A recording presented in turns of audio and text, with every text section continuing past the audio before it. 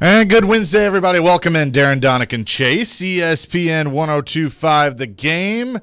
We're streaming on the Game Nashville app. Hope you're having a great start to your day so far. Chase McCabe, Willie Daunic, Elijah Campbell behind the glass here at the Wholesale Link Studios, powered by RumbleOn.com. Going to have Tim Hasselbeck join us today at noon for his weekly chat. We will get into all things NFL with him. We'll go down to Houston. Clint Sterner going to join us at 1. See what the latest is. Is he going to be playing quarterback for the Texans, or what's going on there, as the Deshaun Watson case is just kind of in limbo at this point, and we're hoping to have a Titans player join us at some point in the 11 o'clock hour, so looking forward to that. Congratulations to the Lakers, as they are the 2011 NBA champions after all the signings they have made, so goodbye them, bringing in players all over the age of 32. So as Elijah breaks the microphone in excitement back there, what are they doing in L.A.? I think they invested in a time machine. That's the only explanation I got. That, and of course, 3 players take up over 100% of the salary cap. So not only they're going to have to restructure so that 3 players don't take up their entire payroll, they're going to have to figure out how to get the 2011 version of most of the players on their team right now. Because signing Carmelo Anthony and Dwight Howard, like this team wins 75 games in 2011. I know. And now I don't really know what they're doing, and it appears they don't either. So this is where we are. Willie, how you doing? I'm good. I've been studying up. Got some good stuff going today. I have renewed my subscription to Football Outsiders, which you guys always know. You love the Football I like Outsiders. to bring in the FBO. So I will be armed and ready to go with their research on this team, which I think is quite unique. Practice going on right now for the Titans. Also, I watched a lot of Olympics last night, and I did not, unfortunately. I was not. I gotta say, I continue to be compelled. The track and field is going on right now. There's a youngster from the University of Kentucky named McCullough. I think she's only 19. What an unbelievable race she ran last night in the 400-meter hurdles. Beat a veteran by maybe, I don't know, a tenth of a second, 1300ths of a second. It was just, I don't know anything about any of these guys going in, but when you catch it, it's great drama. I know there's all kinds of craziness that goes on behind the scenes with the Olympics, where it is, what it takes to put them on, the corruption behind it, the government regimes of some of these things, but if you just put all that aside, it's compelling. It still can grab me. Yeah, I mean, it just depends on what you're into. I mean, I watched a little bit. I've watched the basketball. I the other night I fell asleep watching golf. Xander Schauffele, as he won the gold for the U.S. I was watching that, so that was kind of fun to watch golf at midnight. But so that's when you have to catch the stuff live. No Julio Jones as the Titans start stretch. Josh Reynolds is out too, according to Teron Davenport of ESPN. So second day in a row that Julio Jones has not practiced. Still not going to get too concerned yet. I would assume with Shane Bowen going yesterday that Mike Vrabel will probably speak today and not answer any questions about it, but he will at least be asked, on how things are going there. But it's funny. I in reading the preview, the chapter in Football Outsiders in their almanac, which they always start off the year with, and then they have continuous coverage throughout the year. They did mention the testiness of Mike Vrabel's press conferences. So they picked up on a theme that we often talk about, and you've set the table for today. I do wonder, how would you ask the question? He's probably not going to give you specifics at this stage. He doesn't have to. But what if you asked it this way? If you're asking a question to Vrabel and to say, listen, with Julio, is it catastrophic? Is it something little right now? Is it day to day? I mean, do you think you could get anything without even asking what the specifics of the injury are? Yeah, I mean, they're not going to tell you. You could make an entire fan base feel a little better at this stage of training camp just by kind of saying, you know what, he's going to be all right. It's not a we're handling it with precaution. It's not a big thing. I don't want to get into specifics, but it's day to day. That's all you'd have to say, right? And everybody would be like, all right. And maybe if you say nothing, then it just allows everybody's minds to go crazy. And maybe unnecessarily he will, but maybe he will say something like that. But he just doesn't. Anytime you bring up injuries, he just wants to shy away from it. I mean, I've heard him even say, we don't talk about injuries. But it's like, okay, well, you need to – I mean, you have to at a certain point when an injury report comes out. But that's what they fall back on in training camp is you don't have to put that report out even though people they observe. They see that he's not out there. So I think you could meet people halfway and just reassure them that it's not super serious. Right. And none of us think it is based on, how he went off the field or anything people saw. Nobody even really saw exactly what happened. But, he had a hamstring problem last year. He tried to play through it. He's 32. I think this is the number one concern with him going into this trade before they traded for him, when all the speculation started. It was, can he stay healthy and be a major contributor at this stage of his career and be worth what you gave up for him? Right. Yeah. And I mean, so I understand the concern. That's what people are going to have that concern, and that's fine. But let's see exactly what it is. I mean, if he's only out this week, or if they're just going, he doesn't have to be out there this week. Let's keep him out just to be safe. He tweaks something. It's something very, very minor, which again, if they would just say that, you could get rid of all this speculation, but we just don't know. Or, he could have done something worse. But unfortunately, time will tell. I'm not going to worry too much until you get into, if he's out 3 weeks, then all right, yeah. Then obviously that's cause for concern. Well, people won't even remember that he missed these couple of practices if it's nothing serious, but to think that it's not something that people are going to have a hyper focus on, I just think from a media relations standpoint, for Mike Vrabel, it would be smart to try to address it, as appropriately as he sees. Anything he can reveal would help, just to keep it contained, to keep it controlled in terms of the number of people that are going to speculate on it. And again, hopefully this is nothing to really get alarmed about at this point. Right. But when you start off the very first day and he goes off the field, is he okay? And you say, oh, sure. That's really not giving it a lot of thought and concern. Got to do better than that. And I realized that he did, but I didn't think that was sufficient. And so we'll see what he says today. This is always part of the drama, part of the fun of covering the Titans, is to see how he will handle the situations. And I'll say this. I'll say this about Mike Vrabel. He has been, I have noticed early on in camp, and he's usually this way. He's been a little easier to deal with than when you get into midseason. So that's obviously good. But I think that you want to see now you've got your first test. The first test for him is being asked about one of your star wide receivers and his health. How's he going to respond to that? Is he going to be a little more mild-mannered like he has been, or are we going to get the snippiness that he doesn't want to talk about it? My guess is he's not going to want to talk about it. But we will see. We will find out. We will continue to bring you updates from training camp with what's going on there. And, again, hope to be joined by a player. So, and Willie, I look forward to your stats. We've talked about, position groups that we're concerned about and what we want to see an improvement in. Pass rush continues to come up, kicking obviously.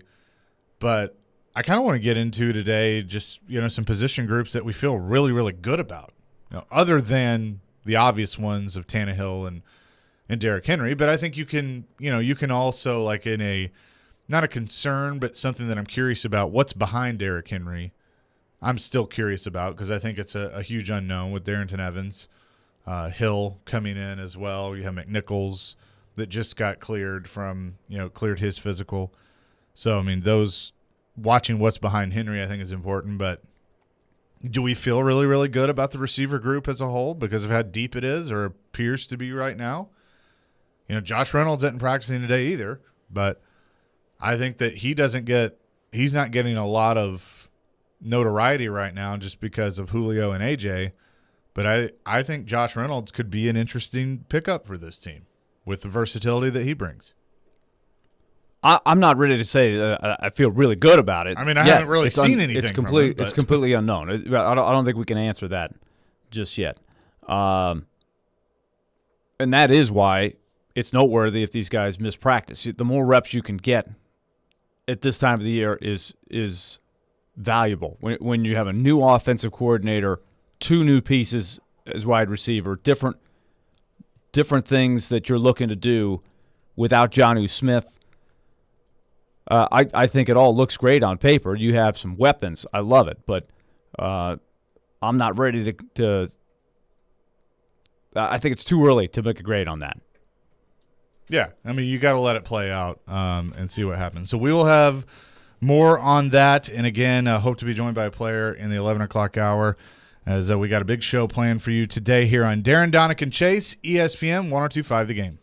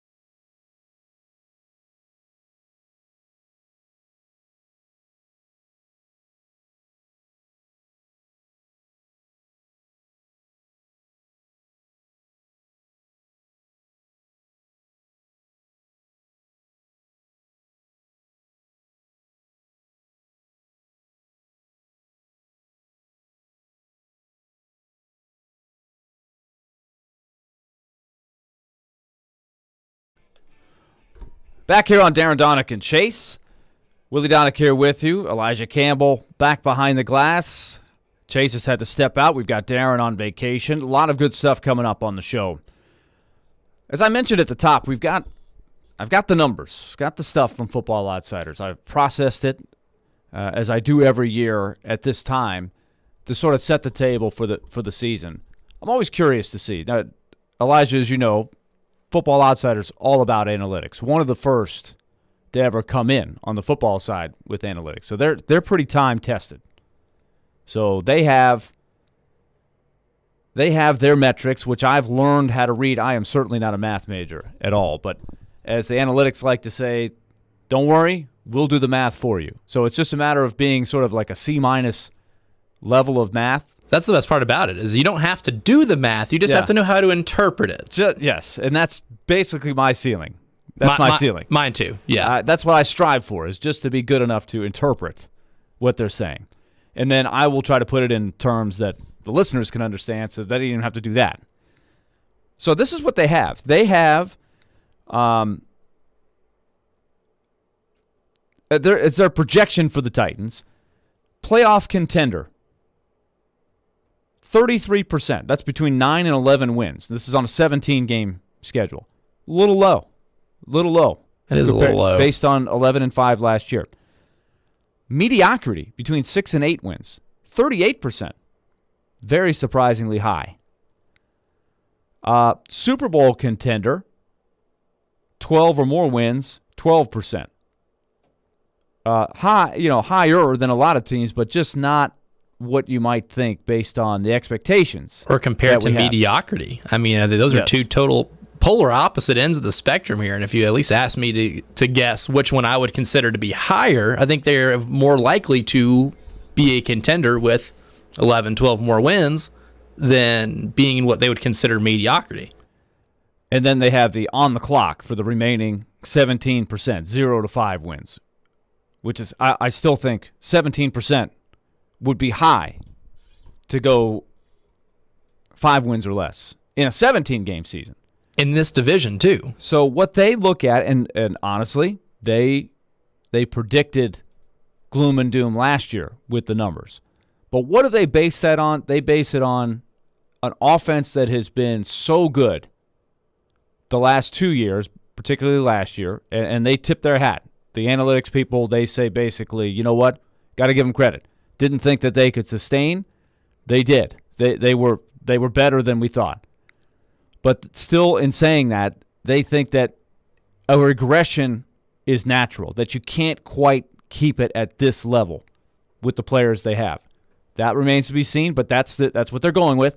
And then on the defensive side, they still don't predict that they fixed the problems. Their projections for the Tennessee defense are not good.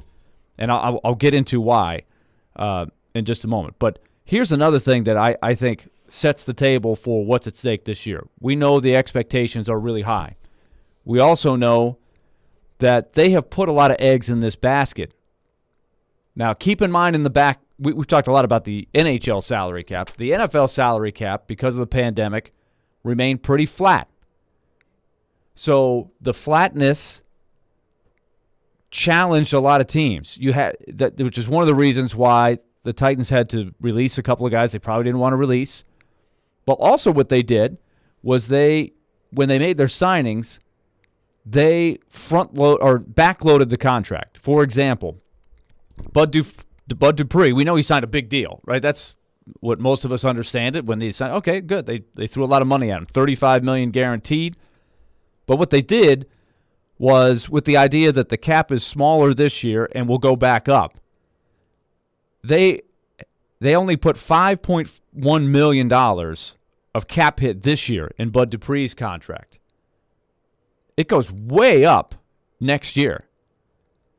Same thing when they redid Ryan Tannehill's contract for this year to get the money to sign Julio Jones. Tannehill's cap hit goes way up, $38.6 million next year. That's a gargantuan number. Danico Autry, $21 million for 3 years, only $3.5 million hit this year, $8.6 next year. Jackrabbit Jenkins, $4.6 million hit this year, $10.2 next year. So a lot of key pieces that they've added. Got to get it done this year. Next year, there are ramifications. Bringing in Jones, backloading Tannehill, Dupree and Autry and Jenkins all making a lot less this year than next year. So what does that mean? Well, it means that you really see a window to win this year. And all of the go-for-it stuff, there's maybe not a better example of that than looking at those numbers right there. And also saying Tannehill is in a window right now. He's in his prime. He's in a groove. Let's try to win right now. Derrick Henry, in a window, in his prime, got to win right now. But are you surprised at that, Elijah? I mean, you look at these numbers a lot. I know you look at it in basketball throughout the season, but I had a feeling they were going to have some of this. They like to throw a little water on the fire, douse expectations, but this surprised me. So. Yeah, it definitely surprises me because of how the Titans' passing game is basically bolstered by the addition of Julio Jones. And now, if they don't add Julio, then those look correct to me because they don't value, of course, they use DVOA, and a lot of DVOA doesn't really favor a lot of run-heavy offenses because per play, they're not as efficient as a lot of passing plays are over a large sample size. So if you had the roster that you have right now, minus Julio Jones, and the top two weapons are A.J. Brown and Josh Reynolds, and you don't have that depth that you have right now, that would look a little more correct. But adding Julio Jones should make this offense or put it into another stratosphere. It should keep the regression positive, so to speak. I mean, last year these numbers looked a little similar, wouldn't you think? Like they looked a little similar going into last year because they didn't have that expectation of Ryan Tannehill playing in the stratosphere that he did. I mean, there really wasn't a lot of negative regression to what the mean was in Miami. Like, obviously, that was the expectation. The sample size you had of Ryan Tannehill was much larger as a Miami Dolphin than it was a Tennessee Titan. So when he plays astronomically better in his first year as a Titan, it's easy to assume that regression is going to be real. But what did he do last year? He went out and led every quarterback in the NFL out of all 32 quarterbacks that were considered starters in EPA, or expected points added, which is a different metric than what Football Outsiders are, but it's a similar to what DVOA is. They're very, very similar metrics, and Ryan Tannehill led the league in that of all quarterbacks last season. So what really surprised me is what the numbers are right now, considering how he did kind of back up his small sample size in 2019 by doing it for an entire regular season in 2020 throughout, an entire 16-game schedule. That's what puzzles me a little bit. I think with Tannehill, when you're starting there, every aspect, whether you're talking about any analytics, and a side note, when you hear Elijah say DVOA, I even forget what the D stands for. It's not Daunic. Defense, yeah, not Daunic. Defense adjusted. Not Darren, Daunic, or Doctor. Defense adjusted. In other words, it takes into account, are you playing the Weak Sisters or are you playing, the Steel Curtain from the 70s? Value over average. So just basically it's a percentage. If you're positive, it's the percentage of how much better are you than the average quarterback, average team. They have it for everybody. So, for Teams example, and players, yeah. And if you're negative, that's not a good thing. You're below average. Pretty easy to interpret that part. That's an easy part. Yeah. So just to put it in perspective, the Titans, despite being 11-5 last year, according to DVOA, once again, it's just a set of numbers. It's not anybody's opinion. It's just you put the numbers in, and this is what it churns out. They were only 2.5% better in overall DVOA, 2.5% better than the average team, but still 11-5 because they won a lot of close games. They were so lights out on offense, it made up for subpar defense and, for the most part, subpar special teams for a lot of the year. They had some really awful special teams. And the number behind those, too, is a lot of it is bad defense usually is a sign of negative regression. Like if your offense is playing out of this world and your defense is really bad, you're more than likely going to lose a lot of those close games. And it tries to factor that in, as well as like trying to factor luck, which I feel like 50% of sports analytics are weaning out the luck aspect of these and finding out what's sustainable.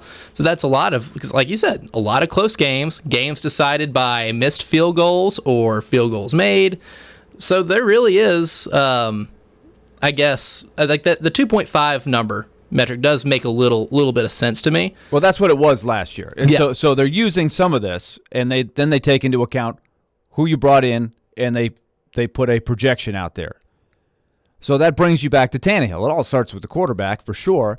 So whether you're talking about analytics or scouts, like we talked about the other day with Mike Sando. So you have those two things, which I think are the essential evaluators. So, don't listen to windbags like us on the show. You try to get analytics, and you couple that with real, true talent evaluators, and then you come up with what you think you're going to have. But both of them agree 100% that Tannehill shocked everybody. They shocked both in terms of the projected numbers and what the trained eyes thought they were going to get. Way better. And then the question is, can he do it again? He's going to have to prove it. Or how much does he have to do to impress you that you can put him down and say, you're going to get top 10 level quarterback again? There's still a little bit of hesitancy that he can actually do that again because he was so good. If he regresses just a little bit, the defense is going to have to make up for it. I think that's where they're coming from in this, but I think it's very realistic that with all of this shakeup of the defense, you could come out with something quite a bit better than you did last year. They just have to be top 20. I mean, the defense, it doesn't really have to be that good. And I guess where a lot of this metric comes from too, if that, like the defense not being great, is a lot of unknowns that you have going into this year. Like obviously, the defense was horrific last year, and they shook a lot of things up this year. However, a lot of those ways they shook things up are going to have question marks, like Bud Dupree's health.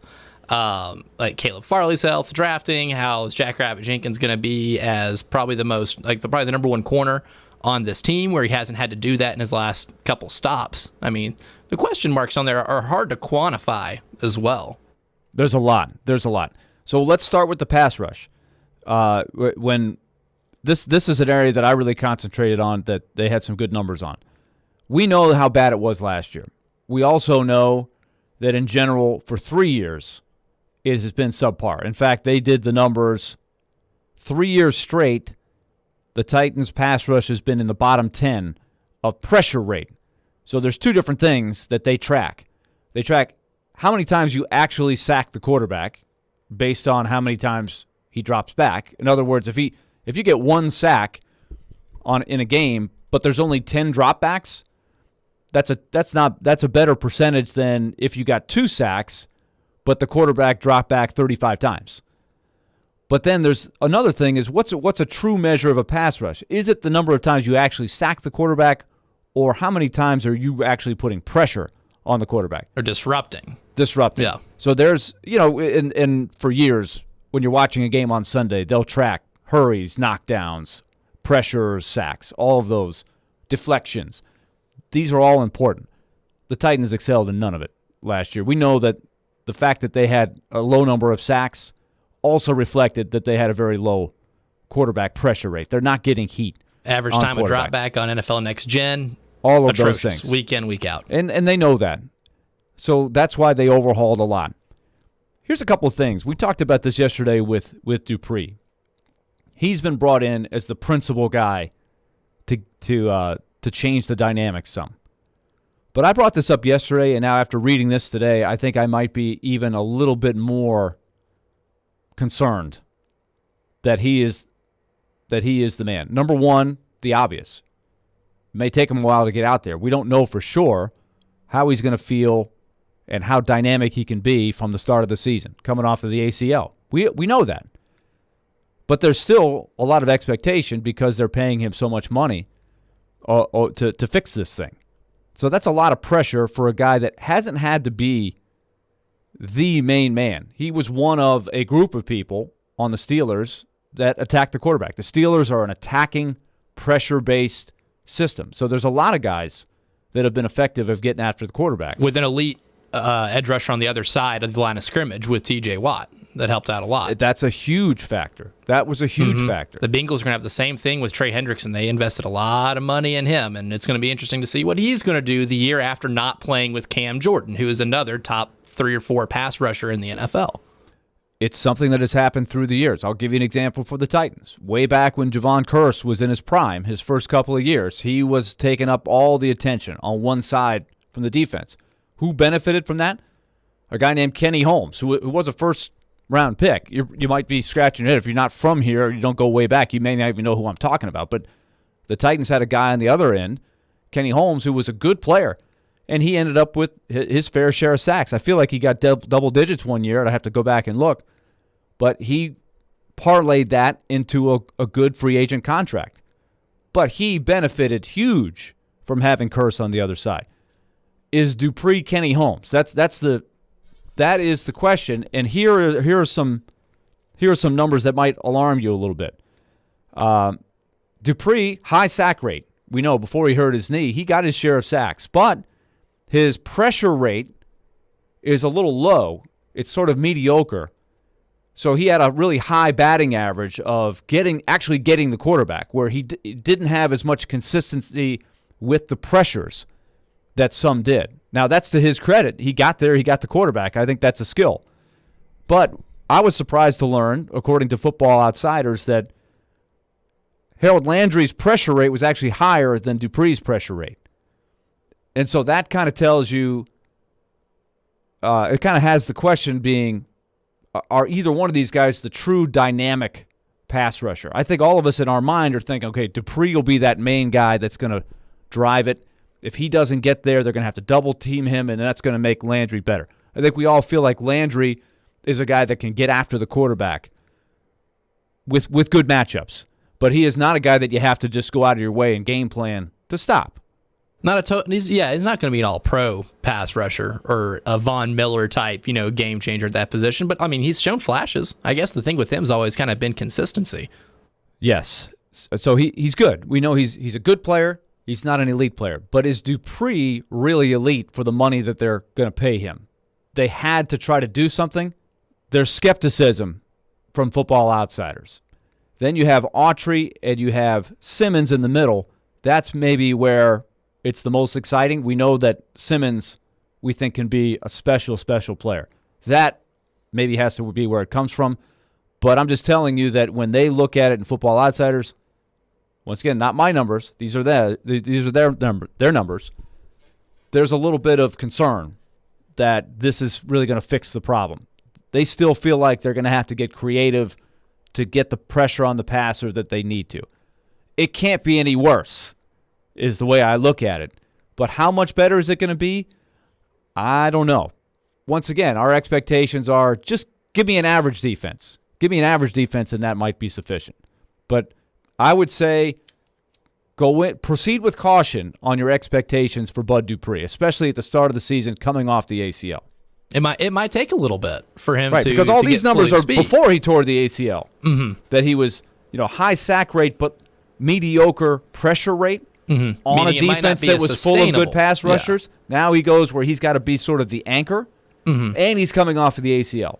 That's a lot to ask. And another thing I'd be curious about too is and I wish that this data would be readily available, and I don't think it is, but like similar type of numbers, what would they reflect about his time at Kentucky? Because at UK, he was the main defensive player. He was the anchor of that defense. He's going to play a very similar role here. It's the first time he's had to play a role like this since he was in college, and he was able to do that in college. He was a game changer. There's a reason why he was a first-round pick coming out of Kentucky was because of that ability that he had to do it. So the biggest thing that I would like to know is, and I think this is where the statistical analysis and the film crunchers and the old school way of a lot of scouting these players and projecting performances really go hand in hand is like what would explain someone who has a high sack rate but a low pressure rate? Is it the way defenses or offensive lines game planned against him? Is it just a way of saying that maybe he got a little lucky and there was some miscommunication, didn't get, I guess, hindered on his way to the quarterback? Maybe an offense lineman didn't get a hand on him, or there's a lot of different factors that go into it. And obviously there's a lot of different moving parts here. Or is it just simply not sustainable? That was a thing with Max Crosby too in Las Vegas. The analytics community kind of looked at him, was like, this guy had a lot of sacks. He had a low pressure rate, and there was a little bit of regression last season. The Raiders defense didn't do them any favors last year in their pursuit of getting to the playoffs, but it was good enough to win them some football games. But Max Crosby might not have been the ultimate game changer that he was his rookie season, because there's still a little bit of regression. I think the thing with Dupree is, what's that going to look like? Is it looking like Harold Landry, or is it still a couple steps better than that, just maybe not what he was in his career season, which is to be expected a lot of times of guys that were in a contract year, kind of like what Bud Dupree was last year? There's a lot that goes into that. There's a lot riding on the answer to that question. And there are other sports where the same thing can be a question mark. I equate it to your shooting percentage in hockey. You might have a really good hockey player that some years you get the same shots from the same places, the same quality. One year, 15% of them go in, and you score 25 goals. The next year, just because of circumstances, maybe the shot gets knocked down, or the goalies are hot. A bad that pass night came to you. Sure. Slowed you down. And you only get 15 goals as a result. There is a little bit of randomness when you're rushing the passer. There are circumstances, you just pointed out. There are variables that you can't control. This is why quarterback's holding onto the ball too long. Yeah, a lot of these issues things. like that. Certainly the quality of your coverage, which you hope the Titans will be better in that area, but that's also a question mark too. So there's a lot of things here that they're skeptical about. All right, so when we come back, let's go to another thing that we talk about a lot, and we'll flip over to the offensive side of the ball. We'll talk about Derrick Henry and the workload, because the workload is a concern. You've heard me talk about this is a Football Outsiders thing that was invented by them, the curse of 370. However, some of the numbers go way back into the Earl Campbell era. We're talking about 40 years ago. Okay, so how relevant is that? I'm going to give you more of an updated curse of 370 and what Football Outsiders did this year to try to set the table for Derrick Henry's season coming up, because they're still relying heavily on that guy. There's no question. He's the guy that makes it go. So we'll talk about that when we come back. You're listening to Darren, Daunic, and Chase here on ESPN 102.5 The Game.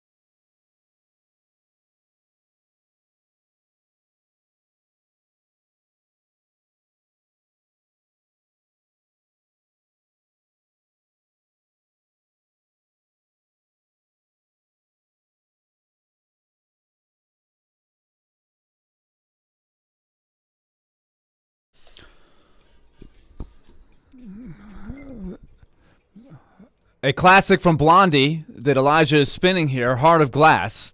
This has nothing to do with Cody Glass, but we are hoping fantastic for song, good things from Cody Glass. And yes, regardless of what happens with Cody, we enjoy this song. This is a good one. Great album, too. Highly recommended. Oh. The best of 1977, in my personal opinion. 77? I think it's more like 79. But you're close. I'm pretty sure. I'd be willing to bet on that one. I'll pull that one up. You're willing to bet on that? Have that one on vinyl. It's one of my personal favorites. Well, is it possible that the album came out before the song was a hit? Because that's possible, too. Actually, that version of Heart of Glass is a remix of an original. There's an original version of Heart of Glass. It's a lot slower from one of Blondie's earlier albums. So that one was a little sped up. So it's almost like a trick question.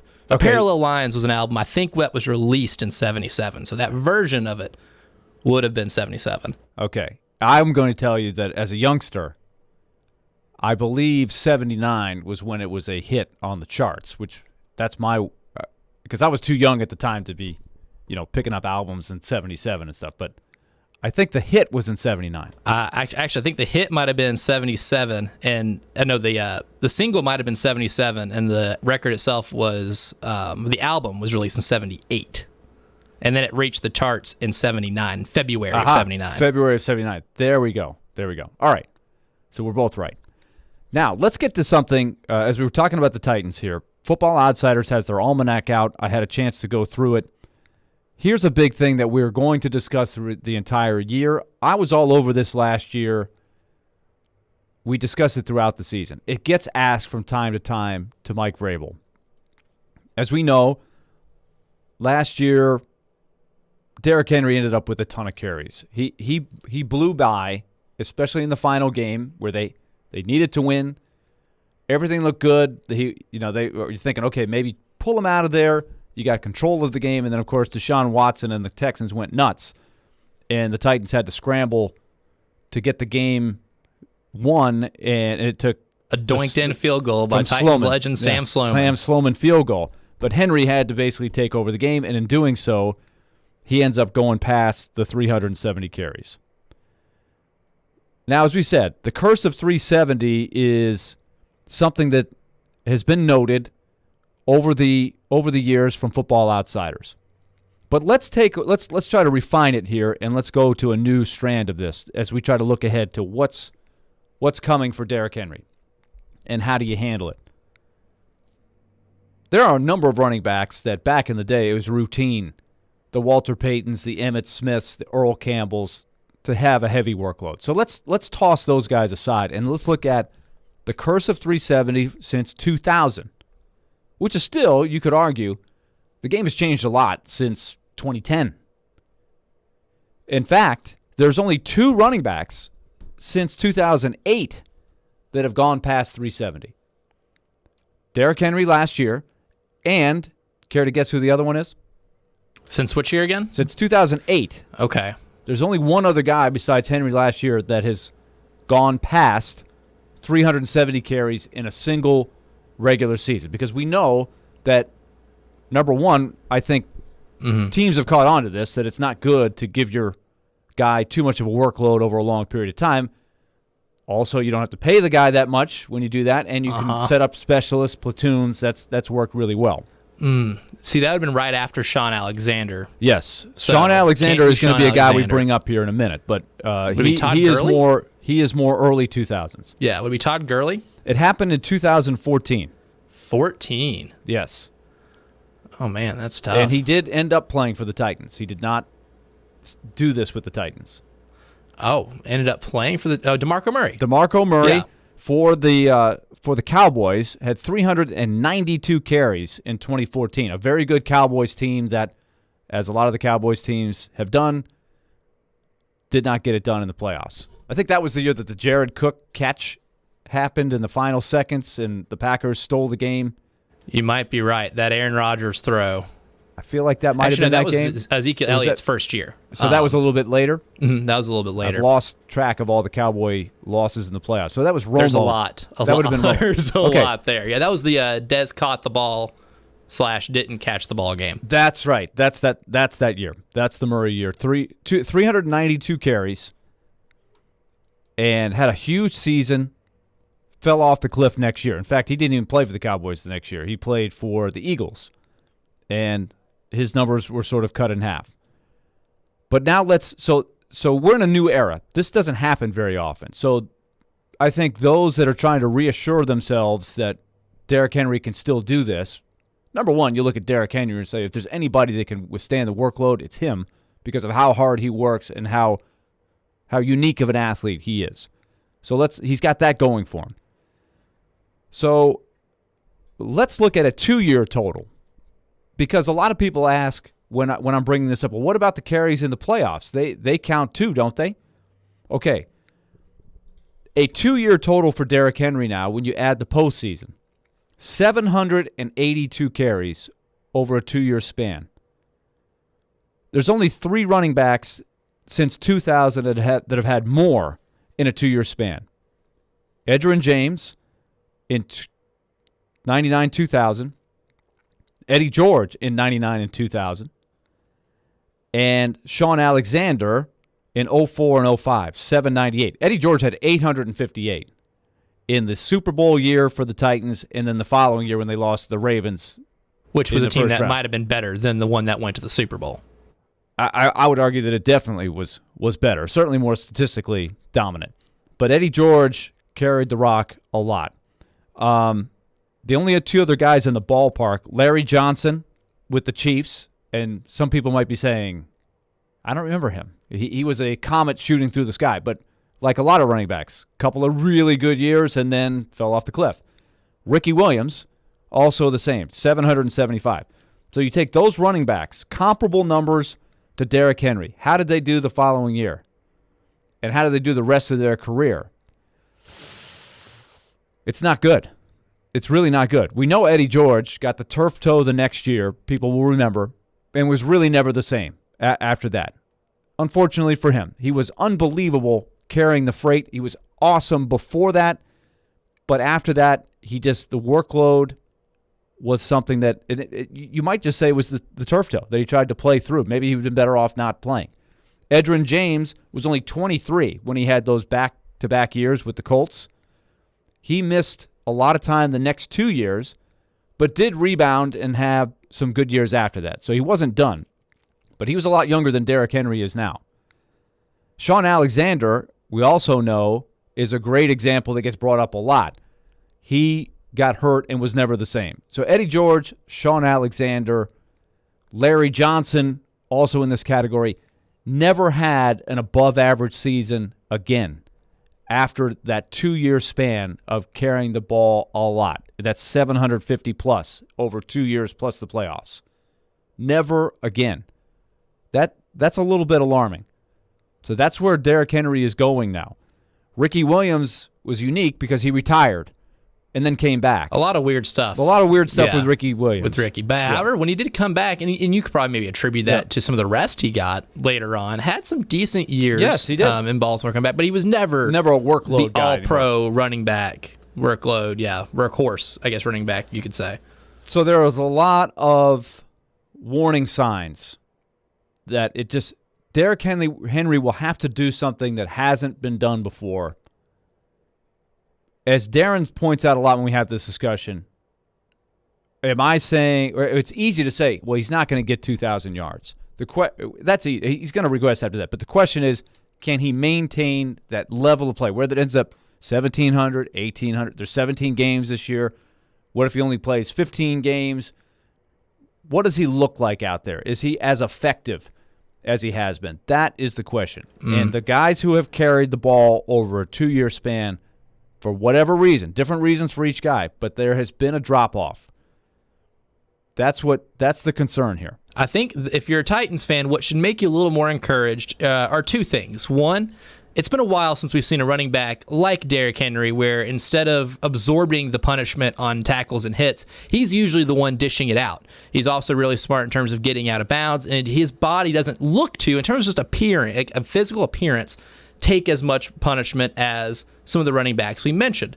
So, and also in a year in which a 44-year-old quarterback, 43 then, now 44, won a Super Bowl and is playing some pretty damn good football at that age, and enough to win a Super Bowl. We are seeing a lot of things now that we just never thought we would see in terms of certain athletes. There's never going to be somebody like Tom Brady that we think of again.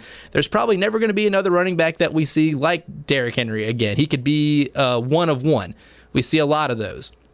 But the other thing is, there's one common denominator that I noticed amongst those running backs, like Eddie George, Edgerrin James, when they got slowed down was when injuries started to pile up. Unfortunately, running back is a position where if you can come back too early, it is very easy to re-injure or re-aggravate a lot of those injuries. Derrick Henry, thankfully, has not had a big history of injuries. It's kind of like what LeBron James is in basketball. Like LeBron, but until like these last 2 years, never missed a lot of time because of injuries, which allows him to start breaking historical precedent by being able to be better and being better longer than a lot of people before him because injuries started to pile up or somebody retires to go play baseball. It could be anything. Derrick Henry is so far, knock on wood, that he avoids that one injury that takes him a step slower for the rest of his career. Right, the turf toe for Eddie George. Made him a step slower the rest of his career. And that's one of those things that, like, especially as a running back, man, shocker, you're going to use your toes a lot. You're going to use your feet and your legs a lot. If you injure something like that to the point where you're missing 5 or 6 games, then I think you can almost guarantee some major statistical regression to what a lot of these guys are. Sean Alexander, same thing, was on another planet for those 2 years and basically willed that offense, with all due respect to Matt Hasselbeck, willed that offense to a Super Bowl appearance. Offense was completely based around him. He took them to a Super Bowl, won an MVP. Injuries started to mount up on things like his legs, his feet. Yeah, I feel like there was a knee injury there somewhere. I don't remember specifics. So it's not always the same thing, but I do agree with you that a lot of times it's the one injury. But sometimes that injury doesn't happen. There's no history of it until it happens. And statistically speaking, the more you carry the ball, the more likely you are to get injured. The same way the more I drive my car, the more likely I am to get in an accident than someone who drives 5 times a year. It's that kind of logic right there. So your I guess, probability for him to get injured, the same way with any player, rises with the amount of carries or reps they get in games. Another thing that is pointed out by Football Outsiders that gives you a little bit more hope. The game, because it's such a passing game now, the players have gotten a little smaller, a little faster, so maybe the average linebacker isn't quite as big as he was once upon a time, and maybe that, because Derrick Henry is such a big hoss, is able to not take as much punishment. That's the theory that Darren's throwing out there. Rules, too. Some rule changes might help with that in terms of lowering the crown of the helmet to initiate contact with other players. Late hits, too, a lot more strongly enforced because we just have a greater knowledge of what the impact of concussions are. I think that does play a little bit into it. And if you're a Titans fan, should make you feel a little better about a lot of the historical precedent that we talked about with these other running backs. So we're just laying it out there. This is, it's coming. It's going to be a theme to watch throughout the entire year. Do they try to pull back on some of his workload? We will see. How healthy does Julio Jones stay? How healthy does A.J. Brown stay? What about the other pieces of the offense, the elements that are going in there? How good do they feel about the backups to Derrick Henry? All of these things are factors into how many times he carries. But even if they pull back, I think that's the question. Can he remain the beast at the level that he's been to carry this team? One of the most important players to any team in the NFL. So we've laid it out there for you, and we'll see what happens. But there are some concerns about not just the 370 last year, but the 2-year workload and the history of that in the NFL. Almost said NHL. That's good. When we come back, we're going to hear a little bit from Roger Saffold and a conversation that Robbie and Rex Road had with him this morning. He's a big element to the offensive line and how effective Derrick Henry is. Also, I'm going to tell you about Lone Pronto right now. Don't forget, later in the show, Tim Hasselbeck will join us at noon. We'll get his take on what he's been seeing around training camps. We'll get his thoughts on the Titans. We'll go to Houston. Clint Sterner, the former Nashville Cats quarterback, Arkansas Razorback, he covers the Texans down there. We'll find out what's going on in the division at 1 o'clock today. So a lot coming on the show. Loan Pronto wants you to know that mortgage rates are back to their lows of the year and home values are at their highest rates of the year. It's a great time for a no-cost refi from Loan Pronto, and a lot of people are taking advantage of this right now, locking in that great rate, lowering their house payment. That's such a big thing. And when you do that, you get to skip a couple of house payments, which really is good for the budget coming up. Or you can also take some cash out of the equity you have in your home to pay off credit card debt, to do a home improvement project, reinvest in your home, make it even more valuable. Loan Pronto can get all of this done in a matter of days with zero closing costs, zero big bank hassle, and virtually zero paperwork. So take advantage of this right now. The rates are so low, you're crazy not to do this. Call now, 615-499-5780. That's 615-499-5780, or go to loanpronto.com. Equal housing lender. NMLS 1661781. Subject to lender approval. Not all loans eligible.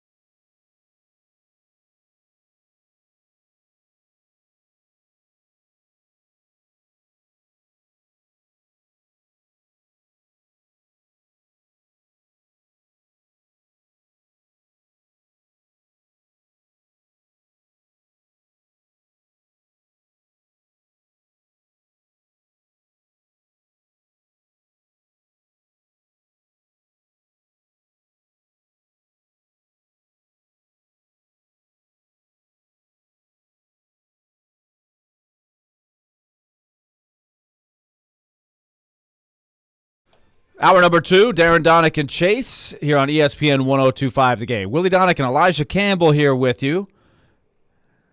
Titans coming down the home stretch of their practice today. Julio Jones missing a second straight full practice after leaving the practice 2 days ago a little bit early. Mike Vrabel did not address the media at all yesterday, so we'll let you know what he says today. We might even play that live for you.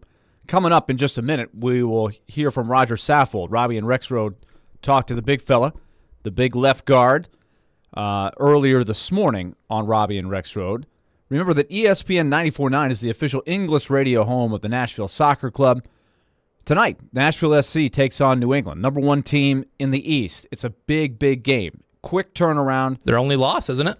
Nashville SC's only regulation loss, I believe. That I'm not sure about, but I do know they've only lost one in regulation. They've got a ton of draws, but key stretch of road games and short rest for Nashville SC tonight. Pre-game starts at 5:45. The match begins up in New England in Foxborough at 6 o'clock. So keep an eye on that one tonight. Listen in on 94.9. Nashville SC has become a really, really good story here. They have played very, very well. Still a good ways to go in that season. I always wonder, Elijah, should they try to compress the schedule a little bit more? It's a long schedule. And we know in these parts, and this will be something they have to just deal with in coming years, is once you get into September, it's hard to keep the spotlight. Whereas, these last few months, it's been really fun to watch them. They've had some nights where they're kind of the only big event going in our town alongside of the Sounds, who are like an everyday thing. But you got 2 great venues now in the summer that you never had before. And a great atmosphere, too. I think that's been the biggest thing. Yeah. Is they've developed such a good fan following that when you go to these games, it makes it fun to cheer for them, even if you don't know a lot of the ins and outs of the MLS. I'm still personally learning a lot of the ins and outs of MLS because before Nashville SC, I watched European soccer, and it's definitely a lot different over there, like what is in the Premier League or La Liga. Rules in the game obviously very similar, but the way the leagues are structured are pretty different. Like there's a playoff format. They don't have playoff formats over there. So learning a lot of that is a big thing here in terms of the learning curve of the MLS, but this city has really embraced it, and that's been the most fun part about it. People that aren't huge, soccer fans are going because the atmosphere is so good, and that's how you build a really good fan base. Example, the Nashville Predators. There's a lot of really good parallels too, and once they get their own stadium and they're able to pack it like you want to for a soccer game, it's only going to go up from here. They've done a fantastic job connecting with the community in that, and it really helps when the team is winning right away. I've said it before. They're so far ahead of where the Titans/Oilers were when they were in the transition waiting for their stadium to be built. Ironically, it's the stadium that Nashville SC is playing in as they wait for their stadium to get built. But they're putting together a really good foundation and fan base that the Titans, quite honestly, did not have when they were in Memphis and when they were at Vanderbilt. Of course, overnight, it exploded when they moved into the new stadium. I think that's going to happen, but I think Nashville SC is going to start that much further ahead. When they open their stadium, it is going to be bonkers. It's going to be really, really fun. Now, let's transition back to the Titans. Roger Saffold, a guy that really, you go back to the offseason, people were a little much wondering, were they going to bring him back, or was he going to be one of those cap casualties that happened as they dealt with the fact that the salary cap was going to stay pretty much flat this year? But the big guys in there, he was able to answer some questions from Robbie and Rexroad this morning. Here's what it sounded like. What's training camp been like so far? What's the first week or so been like on the field with your new teammates this year? It's been great. We've been dealing with a lot of heat, but we've been really getting some good work in. Guys have been really competing. We've got a bunch of new faces, so it's a breath of fresh air out there. Just off the top of your head, Roger, who in the first few days of camp is really making an impression? It doesn't have to be at your position or D-line, but just who comes to mind when I ask that question? There's been a few people. I think the Jackrabbit has been doing a great job. Janoris Jenkins, I think I think Jeffrey Simmons is doing a great job. We've been seeing some of the young guys on the D-line starting to step up. I think the Jayon's been doing a great job, along with our inside linebackers have been doing a great job of just running to the ball and being really aggressive. And, of course, you know, our leader's been doing a good job. Kevin Byard, I've been seeing great work out of Taylor Lewan, you know, coming back from his injury. So, I mean, we got a bunch of guys that's really been stepping up. And once we get everybody together, it should be something special. Well, Roger, you bring up Taylor Lewan. What's it been like having him back out on the field and you guys together when you've been on the field? Just look so comfortable together on that left side, and we're so dominant on that left side, both in the run game and the pass blocking game as well. What's it been like to have him back out there and back on the field? He's just great energy. You know, he's a great character to have around, and you know, you can't match it. So it's just nice to have him on the field, just bringing that juice day in and day out. Also, just being able to kind of work with him through individual, and even a couple group activities that kind of help us, you know, fine tune everything that we need to do as far as being a left guard and left tackle. I see that, you know, our chemistry is continuing to be there, even though he hasn't been on the field for a long while. So at this stage of your career, Roger, you guys put the pads on, so obviously, you know, more work for you guys and harder work. How important is this time period for, you know, for you, for a veteran offensive lineman, when you got that balance of, you know, you want to make sure you're fresh for the season and stuff like that, but I imagine, you know, contact and actually playing the game is still important to get ready for the season. Like, how do you approach that? Oh, 100%. So I absolutely, you know, I have to make sure that I take care of myself so I'm fresh for Sundays. But at the end of the day, this is training camp. You know, I want to be a part of training camp. I need to be able to get that hitting in so I can get my timing down and get, like, leverage and some of the small fine-tuning of the techniques that I need to have. So these are great times for me. And, of course, you know, as the longer that we go through camp, Coach Vrabel and John Robinson, Todd, they're all going to help me to stay fresh. Titans offensive guard Roger Saffold on the line with us, driven by WilsonCountyHyundai.com. And Roger, fans watch you play, and we could see even videos on YouTube and stuff of you just mauling people in the run game. Just from your vantage point, doing this as long as you've done it and at the high level that you've done it, what goes into being an elite run blocker? What do you think is the most important part of your skill set that you have to be an elite run blocker? I think for me, you know, as being an offensive lineman, I always looked at, you know, talent is great, but also, you know, just kind of like that work ethic. And I learned that, you know, being stronger would help me. I've tried to do that to the best of my ability. And then it just comes down to aggression and mentality of kind of just, you know, the way that I come off the ball, the speed that I get to the second level, and just making sure that I'm delivering a pop that puts these guys on the ground. Is this offense going to look the same, Roger, as it has the last couple of years, or is there going to be some noticeable differences going from Arthur Smith to Todd Daunic and you know, adding Julio Jones? You know, what I think that Julio is just another great piece, part of our offense. I think that our offense identity is the same, and we'll just see how it goes, because I know that through the running game has really been one of our staples. But when you got Julio out there, I mean, of course, he's another option to just use, and he's going to be helping us out in the run game and the pass game. So I think our identity is the same, but it's awesome to have another weapon out there. Roger, A.J. Brown's been capturing a lot of attention so far at Titans training camp, and we know how good A.J. is, but he looks completely healthy this year, which I think is very scary for opposing defenses. You've played with a lot of really good players in your career. What do you kind of forecast the next stage of A.J. Brown's career looking like as he continues to improve in this league? Yeah, it's all about, you know, just his confidence and just making sure that he goes out to practice and keeps putting those quality reps together. We know that A.J. is a hard worker, and, you know, when he goes out there, he's going to run. He's going to try to make great routes. He's going to try to catch balls. I just think that the next thing that he just needs to do is just constantly focus on his craft. And, of course, it's going to get him to that elite level. But, you know, it all depends on A.J. what he's going to do. But so far, I like the way that he's been moving. I like the way he's been running. When we really get him into the zone, you can see some great plays of him blocking as well. We're just going to get that full package out of him week in and week out. And I feel like this training camp, he's constantly improving as well.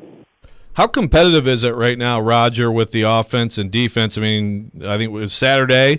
Nate's coming out of some scrums with helmets in his hand, and, there's some intensity out there. I know it's hot. Now the pads are on. Is it more competitive and intense just O versus D when you guys get into team than it has been in the past?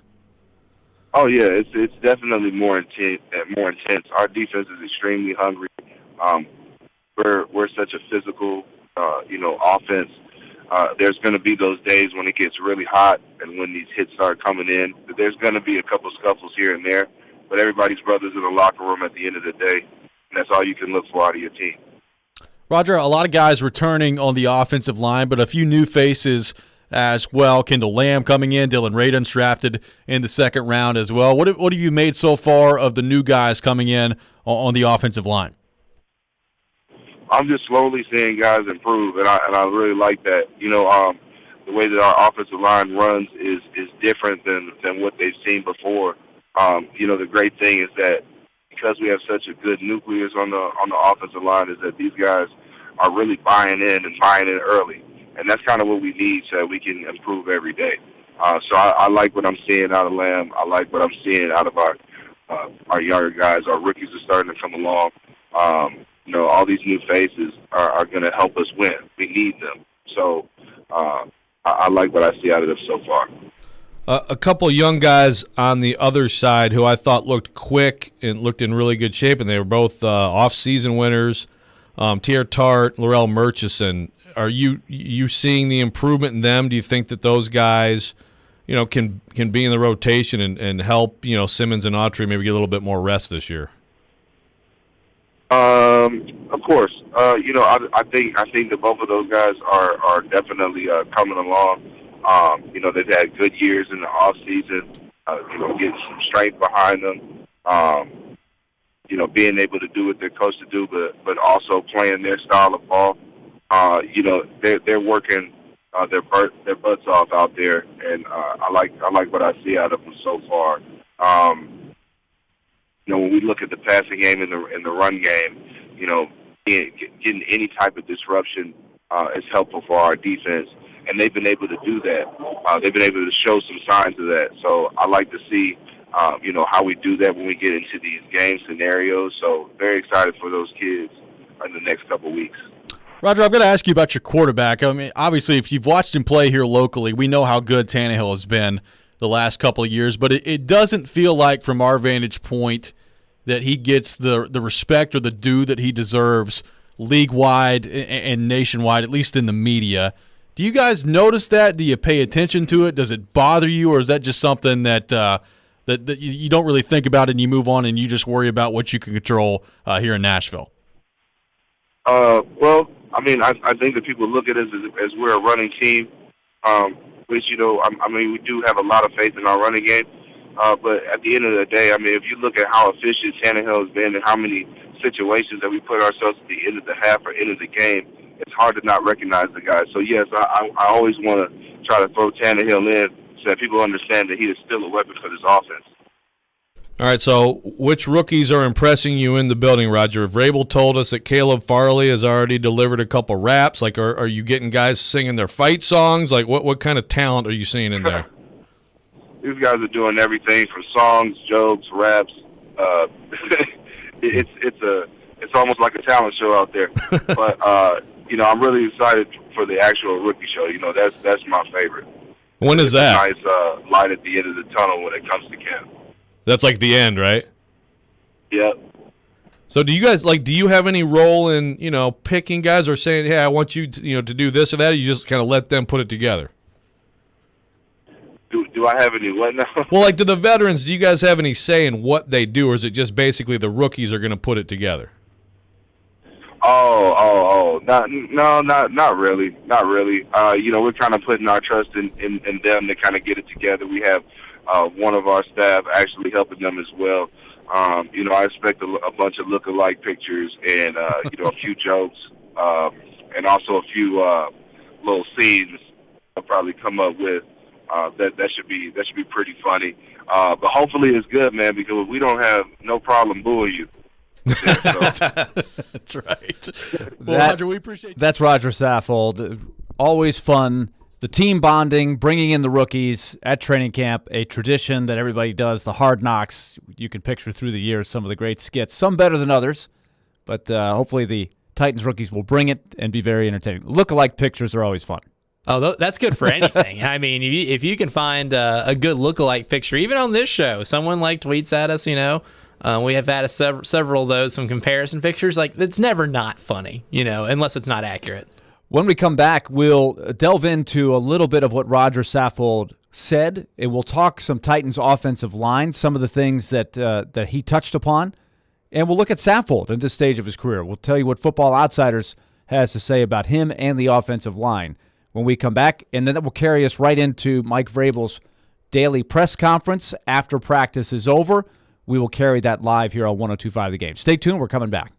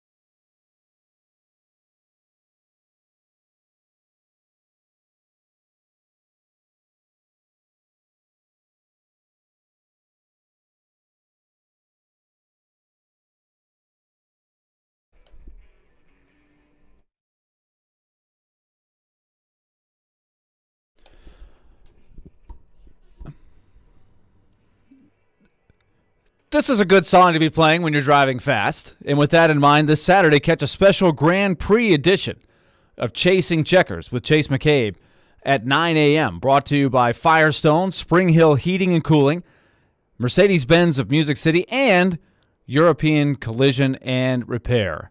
Chase will be all over this event coming up, so make sure you tune into that. Willie Daunic, Elijah Campbell here with you on Darren, Daunic, and Chase. We're just minutes away from the Mike Vrabel press conference, and so we will hear what he has to say about today's practice as we continue to give you great coverage of the Titans training camp. Now, speaking of that, you just heard from Roger Saffold. He had some interesting things to say. Here is Football Outsiders and their take on Saffold, and they remind us, and I think we can remember this with our eyes. We don't even need the analytics to tell us, but it took him a little bit to get settled with his new team. He had a rough preseason that first year, 2019, and got off to a bit of a slow start. Then he really, just like the team did, he hit the groove, and he's played very, very well for them. Last year, I think it was pretty clear, he battled some injuries. He was not 100%, but still played admirably. This is the concern right now. They're getting into, these are the words of Football Outsiders, Saffold and, next to him, Ben Jones, both pushing the bounds of, quote, grizzled veteran. Jones continues to be excellent. Jones has started every game of the last 5 seasons except for one. Almost pushing 4,800 snaps. And he's been charted with only 61 blown blocks over that time span. So if you look at the two veterans, Saffold and Jones, on that section of the line, then you throw in that Nate Davis has really settled in as a good guard. I like that they've kept the continuity of that offensive line. So I think with Saffold there, you like what you're seeing. If he can stay healthy, I still think you really get good quality up the middle of the offensive line. Which is incredibly important when you're running a run-first offense that runs on first down more than any team in the NFL. I mean, it's all about continuity, right? I mean, you start seeing a little issues when injuries occur. And even last year when you lost Taylor Lewan, and it was almost like a musical chairs effort there at the tackle position, they were still able to establish the run in a lot of these games too. I think that's maybe the best thing you can say about Saffold is that he kept his play and the offensive line kept its play at a really good level despite the issues that they were having at left tackle, right next to Saffold. You got to hope that with Lewan back, it's a whole different story. And also, remember, slow start, Saffold, new team. That was also when Taylor Lewan was suspended for the first 4 games of the season. So that probably contributed to his slow start as a Titan. So really, if you look at how he's progressed since then, he has been a really good investment that they made to bring him over from the Rams. I like what he had to say there. One thing that jumped out at me, Elijah, was he said, when asked the question that everybody's going to get asked, what's different about the offense? What's different about the offense? Everything with the new coordinator in there, that's what everybody's going to be looking for, especially with Julio Jones. Is the answer to that question? I hear a pretty clear consensus of what the answer is going to be, that the identity wants to remain the same. This goes back to our conversation last hour about Derrick Henry and the workload. The best thing they have going for them is that when you play the Titans, you know that physically it's going to be a bear. They're going to try to wear you down. You're going to have to pay a price to beat them. They want to keep that intact. I think that's a smart approach. Mm-hmm. I mean, if it ain't broke, don't fix it, right? I mean, if you're Todd Downing too, I mean, the wisest thing to do is obviously see what went well for the team last year and schematically keep a lot of it. Just because he's gone, I mean, you have to implement your own offensive scheme too. I mean, this obviously is a team that is best when they run the ball heavily and play a lot of play action. They're the best in the league at running play action, and it was incredibly effective last year. Now personnel wise, it's a little different. You're not as deep at tight end, but then you add one of the greatest receivers in the 21st century onto the roster too. So that's going to be the biggest challenge, is really how are you going to incorporate Julio Jones into this offense? But I really think it'd still be wise too is to keep it similar. I mean, I'm not saying reduce Julio Jones to Corey Davis, but having him as that number 2 option is only going to be good for your offense. And just keeping a lot of what was successful last year is going to be the key, because obviously they've done it before. That's the challenge, is to incorporate Julio Jones, add some wrinkles, but not lose the identity. Not lose a step either. I mean, still be able to keep up what you did statistically, which was out of this world, one of the best in the NFL. All right, Elijah's multitasking because he is keeping an eye on when Mike Vrabel will start to address the media. One other thing to point out on the thing that we're centering on is the tackles. The return of Taylor Lewan. You have to hope that post-ACL he can find the groove. Once again, we just sometimes today assume that even though it's an ACL, in this day and age, you're kind of expected to come back there and play at a very high level when that's not always a given. Sometimes it takes some time. Let's hope that Taylor Lewan is ready to go. He's had a little bit more time because it happened, relatively early in the season last year. So he's had, some time to build up to this. But let's check that. Here's what they look at. At Football Outsiders, they label Kendall Lamb and Ty Sambrailo as more journeyman, baseline, replacement level guys, not obvious starters with what they've done before. And if that's what you have, there's nothing really wrong with that if the other parts of the line are strong. But the question is can Dylan Radunz, and how are we saying his name? I hear Radunz, I hear Radunz. I think it's Radunz. Radunz? Yeah, okay. I could also be wrong there too. Yeah. Okay, we got to practice that a little bit or ask a little bit more. But the second round pick here, you hope that he can raise the bar, if he can jump to the occasion. I kind of heard in Roger Saffold's voice that hasn't happened yet, but it is very early in the camp. Now, let's go over and listen in on Mike Vrabel. No. Okay, go ahead, Ben. Save the tweet. Ask the question. Let's go.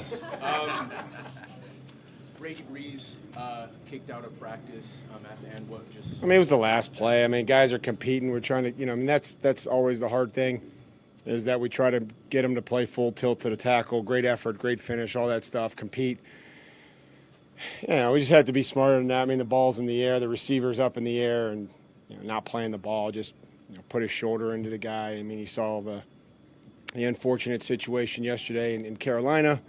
And I get it to a certain degree. I do. I get it that guys are, this is their livelihood, man. These guys are trying to make this team and trying to find a role for themselves and stand out.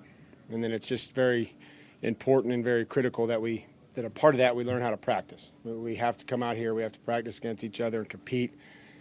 Stay up, stay away from the quarterback. We're not cutting anybody. We're not, taking any cheap shots on anybody. So, Brady's a young player. Hopefully he can learn from it, and we can learn from not getting anybody injured, and we can move on. Why are you so animated today at practice? Very vocal, perhaps colorful, maybe. Basically just yelling at everybody today. Why exactly? I thought that'd be like a normal day. I thought it was a little bit more than normal. You don't come very often, Jared. We know that.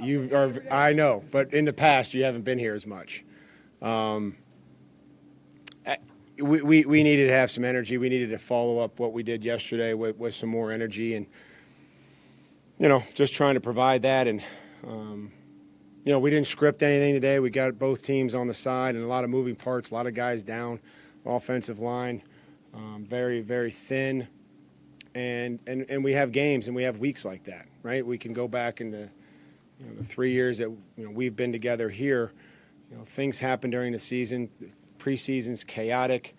Just trying to work the operation. You're going to go in there in the third quarter and field goal block, and this lines up this time. This guy's in for this guy and this defense, and so I thought it was a good opportunity for us to get some of that work in, and I would say that it was more positive than negative, and we moved in the right direction today after what I didn't think was a very good effort on our part yesterday. Now that you've had 2 days with pads on, how can you assess your guys up front in the trenches? I think the defensive line is been a really good group for us. It's been a group that's had full numbers. when we come to camp, we have a breakdown of what we think that we need. And, John and I went heavy on the roster at offensive line because we knew we had some guys that were working their way back, Taylor and Ty. But then we also knew that we had some veterans in Roger and Ben that were going to need some days. And unfortunately, that's the group that's kind of gotten hit the worst and hit the hardest. So I think that they're battling. I do. I think there's been some really good efforts up front. I thought that half line run and pass drill was a good drill. I think that's the way we need to start practice or start our day or start our game, with those base fundamentals. Can you describe the energy that Taylor Lewan brings out there when he's in the lineup? And what was that like missing that, for a long time last year? I mean, obviously Taylor's a large part of what we're doing here. And, he does have some energy and some excitement. I do feel like he's been able to harness that for the good, and not, do some of those things that would hurt the team and try to learn from some of those. And, he's been locked in and he's done everything that we've asked him to do, in his return. And he wants to add more to it. He wants to do more, so that's positive. What we ask him to do is individuals, one-on-ones, work and conditioning, and he's done all that. And so, hopefully we can progress here to the next step and kind of see where that goes. If he's harnessed properly, as you say, what can that energy bring to you, whether it's the huddle or the... Well, I mean, we need him to block his guy and not let his guy make the play.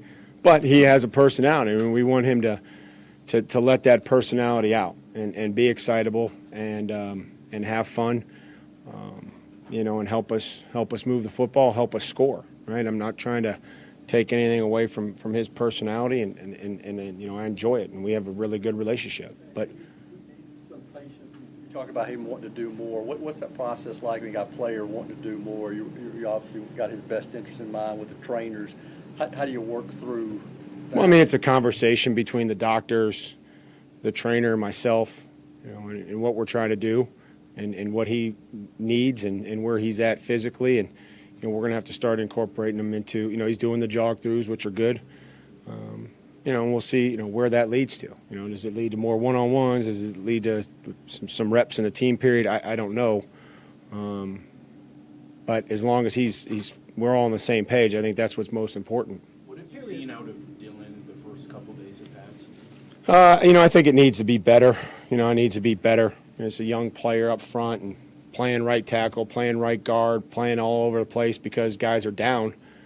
We need to, start continuing to make some progress. I think the consistency has been what's been lacking. See a really good play and then, see a mistake that maybe we've made, or he's made previously and that we've tried to correct. And he needs to correct that like every player does so that we're not, making those same mistakes 2 and 3 times. That's most important. Yeah, the period, and you run it sometimes where defenders are covering, but you don't throw.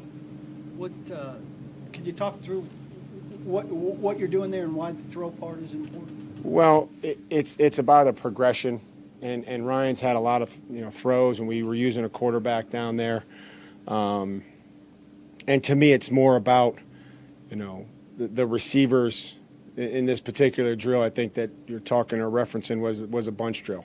Just trying to get guys to come out of the bunch, whatever route concept we have, defensively, how they're going to handle that.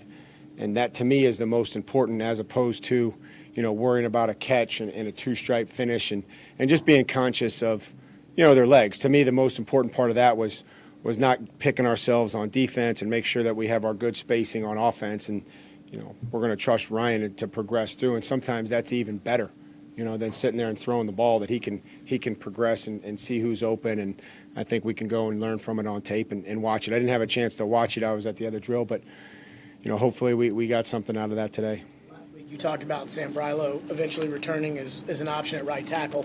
Kendall has not been at right tackle since really the beginning of camp.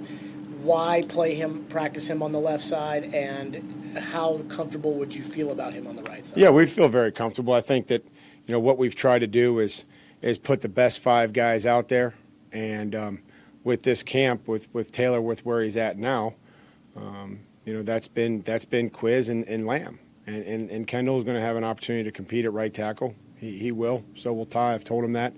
And Quiz has done a nice job. He's battled, and I think he's a better player now than when he got here. So, we're trying to work all those guys in and just try to find the best group for where we're at right now in practice. How much does the trust factor from what you saw from Quessenberry last year when pressed into action maybe help him in that competition? Well, I mean, we trust all of them or they wouldn't be here. I mean, I think that Quiz took advantage of opportunities. He knew what to do. I thought he finished. I thought, it wasn't perfect. He got beat some, but, he was battling and he was competing.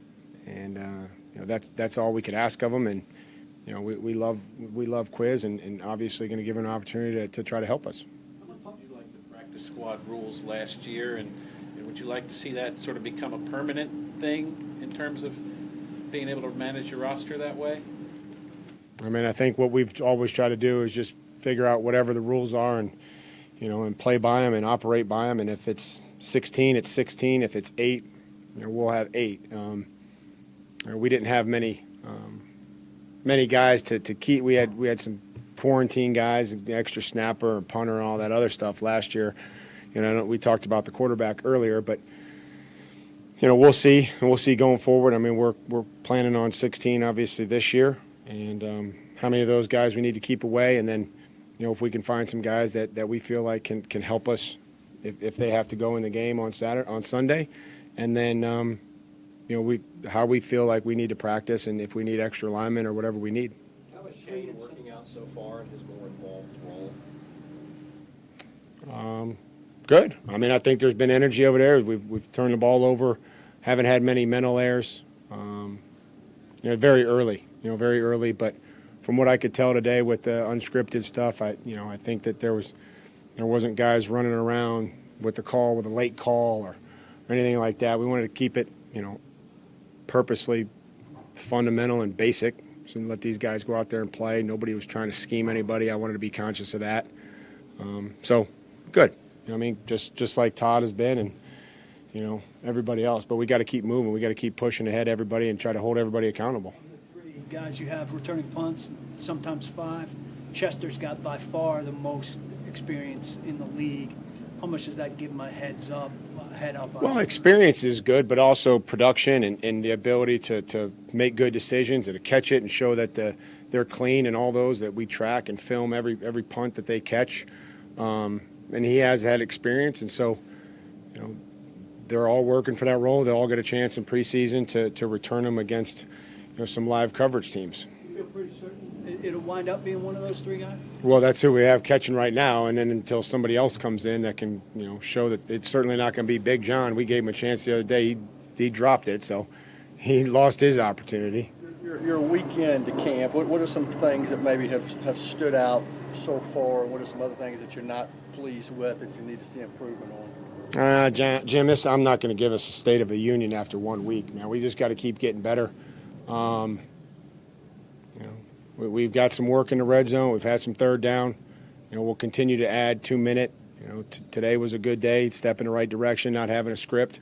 But, I'm not going to be ready to evaluate, the roster and whatever, wherever we're at right now. Where does teaching fall within the responsibility of a play caller or a coordinator versus the other things that they're responsible for? I mean, I hope that we're all great teachers, whether we're the head coach, the head athletic trainer, the strength coach, offensive assistant, whatever that may be. Like, we have to find ways to teach, be creative, to help our players learn best.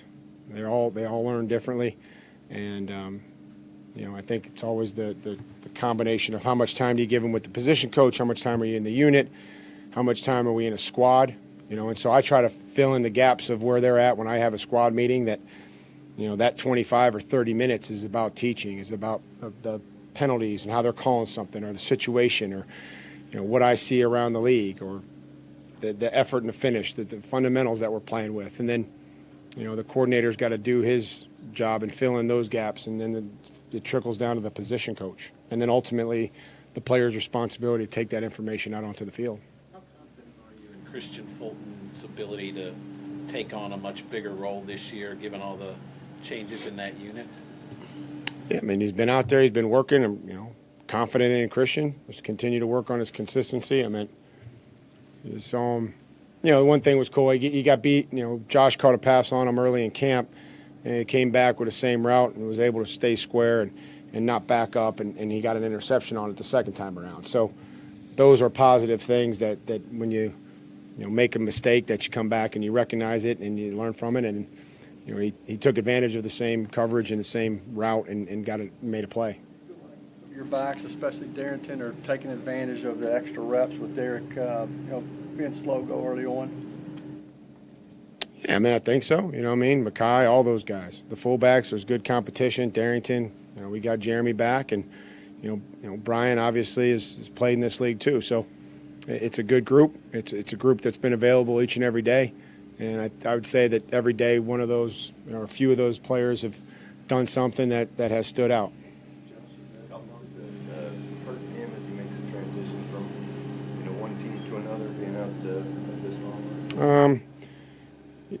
I think Josh was a pro. I think he learned a lot in the spring and a lot of the transition to the offense and really got off to a really good start in training camp. And he's working hard to get back. And, when he's ready to get back, we'll put him back out there and hopefully he can pick up, where he left off. Because like I said, he was doing some good things. Josh. I don't even know what you're referencing. How is Julio doing? Any concern with him? You know what? We're going to be probably cautious with Julio. So the Julio watch, will continue. We'll have a plan for him, but I would anticipate, that he would be, that we would be all on the same page, by the time the season started. You're going to see him out there at times. You're going to see him on the other field, and so he's played a lot of games, and that's kind of where we're going to be each and every day. So. We can kind of all be on the same page, and I won't have to address it every day. So there you go. That is what we were wondering, is would Mike Vrabel address Julio Jones, who has not practiced the last couple of days after leaving practice on Monday? So you heard it right there. Going to be cautious with him. Julio watch will continue. They're not going to update it every day, but it does sound like he's going to be dealing with something, but the goal is to have him ready to go on day one. So something is going on for sure. Let's take a break. When we come back, we will recap some of the other highlights of the Titans press conference headed by Mike Vrabel. Our coverage brought to you by Hillside Medical. Stay tuned. We're coming back with more of Darren, Daunic, and Chase.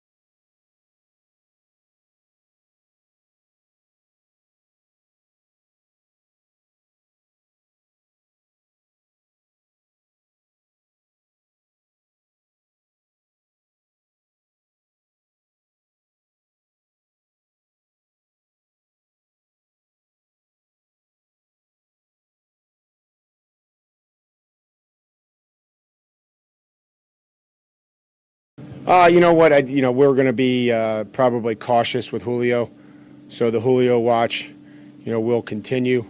We'll have a plan for him, but I would anticipate, that he would be, that we would be all on the same page, by the time the season started. You're going to see him out there at times. You're going to see him on the other field, and so he's played a lot of games, and that's kind of where we're going to be each and every day. So we can kind of all be on the same page, and I won't have to address it every day.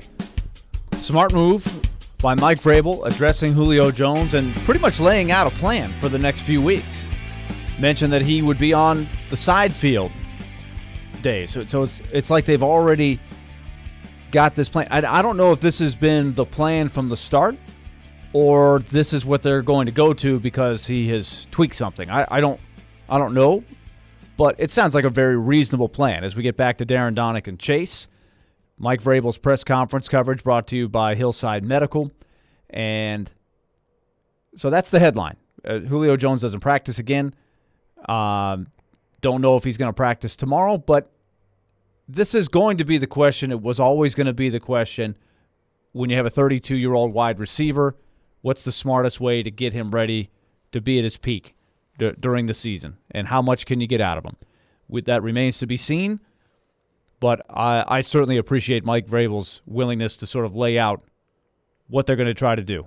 Or be a little more candid about it. Yeah. That way. That was good. At least he didn't have to say anything, really. Extinguish some the fire of some worry that some Titans fans might have because, this is the thing with Julio Jones in Atlanta too. I mean, he didn't practice a lot. Chris Domino's come on our show several times and said some of the frustration with some people within the organization or the fan base was that he would miss a lot of practice.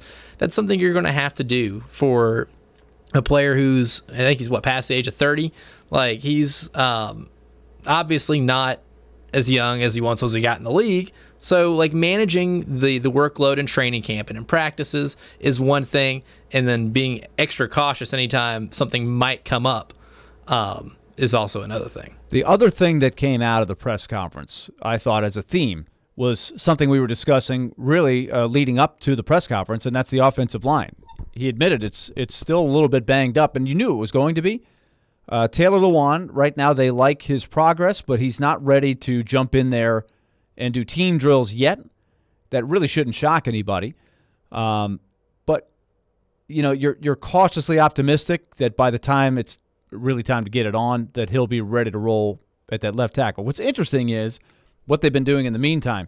They've been playing Kendall Lamb in his spot at left tackle, where a lot of people are looking at the right tackle spot and saying, well, if Kendall Lamb is competing for the right tackle spot, why isn't he playing right tackle now? Mike Vrabel sort of explained that. Jared asked the question. It was a good question. But he says right now we want to put the 5 best guys out there. And what is happening is the offensive line is struggling some. As a result, Mike Vrabel sort of started the press conference by saying that he liked the energy, but right now the defensive line is outplaying the offensive line. He does say that eventually Ty Sombrello and Kendall Lamb will compete at right tackle. And the third guy in that mix, Dylan Radins, if I'm saying it right, Radins? What did we say? Radins? I think I've heard Teron say Radins. Radins, before. Okay. A rookie. We got to practice. We got to go ask him. Somebody ask him. Help me out. This is play-by-play guy here trying to figure it out. But the rookie, Mike Vrabel, did not hesitate in saying he needs to be better. He'll make a good play, but then I think this was telling. He'll make a mistake, and unfortunately there are times where he's repeating the same mistake. That's the kind of thing that will keep you out of the lineup at the start. He'll get there. They certainly hope he will get there. It takes longer for others. It takes longer for some than it does for others. Some guys, especially rookies, maybe they can dive right in there, but it's a lot to expect, especially coming from where he's coming from.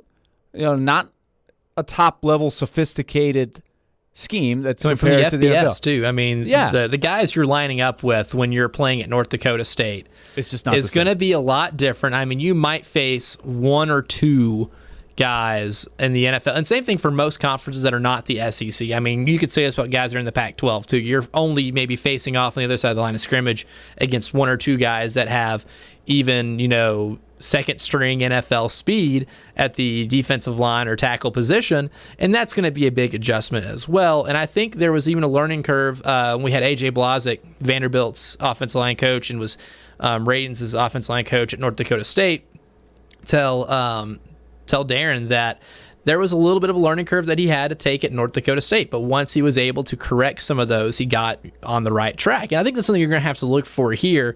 And Tehran even mentioned during rookie camp that he sees a lot of potential there, and he can expect him to be starting, he said, by week 4 or 5.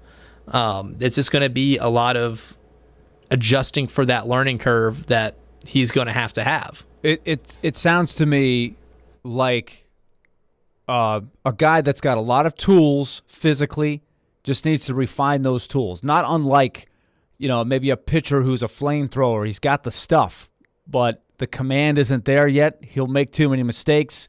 You're not going to see the results yet, so it's hard to throw him in there now. So a little more seasoning, a little more development behind the scenes. Coach him up. So it may not happen week 1. In the meantime, you hope that Lamb, Quisenberry. He was very complimentary about David Quisenberry and saying, and that he's obviously been a better player since he got there to training camp, and that he's been able to move him around that line a little bit. That was one of my biggest takeaways that I wrote down listening to that, was maybe the offensive line, even though they haven't produced well so far in training camp according to Mike Vrabel's standards. I mean, if you're able to get good production out of David Quisenberry, you can be able to account for injuries later in the year, or if some shuffling needs to go along the offensive line, which is one of the reasons why I kind of like Kendall Lamb, even though he's, in theory, trying to be projected to be the starter at right tackle.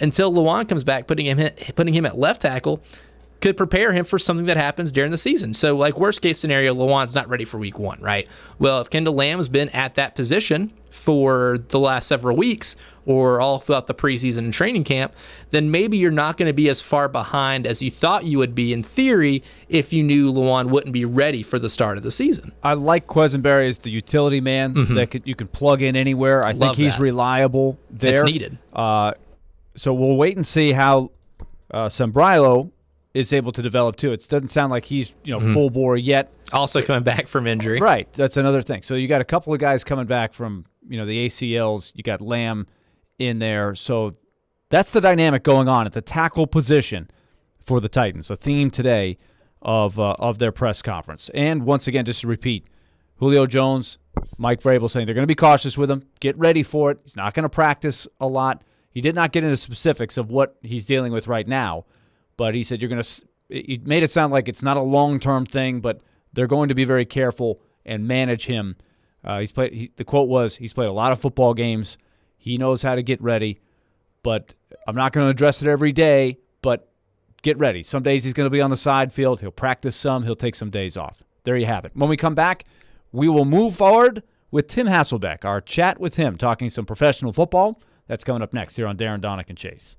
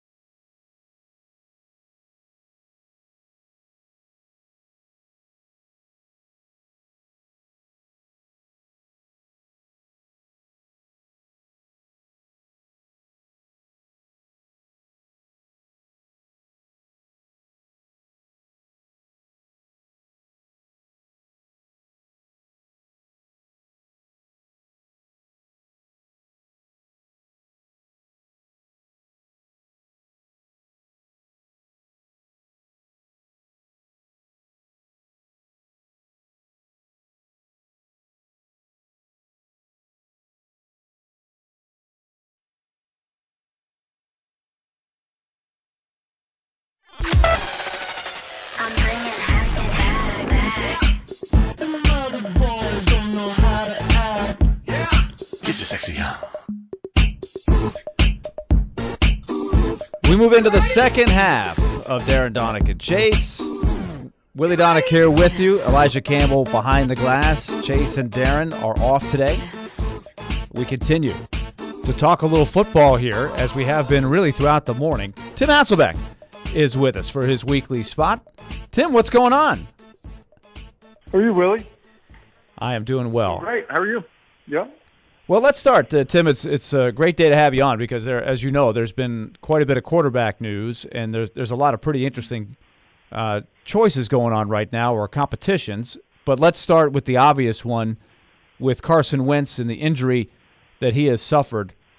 Number one, if you were the GM and you hear that, and the trainer comes to you and says he's out anywhere from 5 to 12 weeks, how do you react to that? That's a very wide range of outcomes. It is.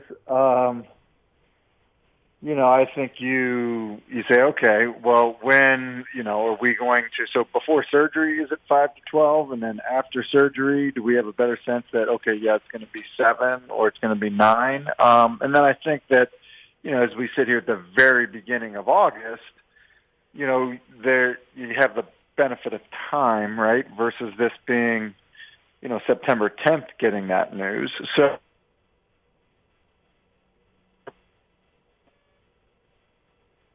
sense of, all right, like, are we going to learn more post-surgery? Because I don't think that with the roster that they have built, I don't think that they have a quarterback on their roster that they could feel good about. Now, maybe Jacob Eason's the guy, but I think that before you decide that Jacob Eason's the guy, you would have to go find out, is there somebody else that can play at a really high level? Because we maybe have a Super Bowl caliber roster.